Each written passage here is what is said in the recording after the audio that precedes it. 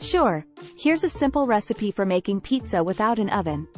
Ingredients: 1 pre-made pizza crust or homemade pizza dough, 1/2 cup tomato sauce, 1 cup shredded mozzarella cheese, your choice of pizza toppings, such as pepperoni, mushrooms, bell peppers, onions, etc.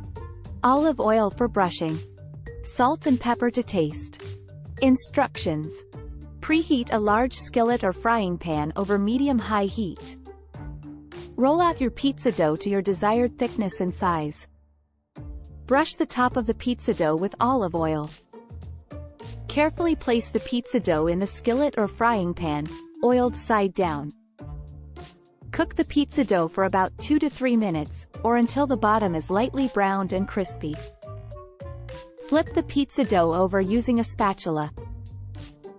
Spread the tomato sauce over the cooked side of the pizza dough, leaving a small border around the edges.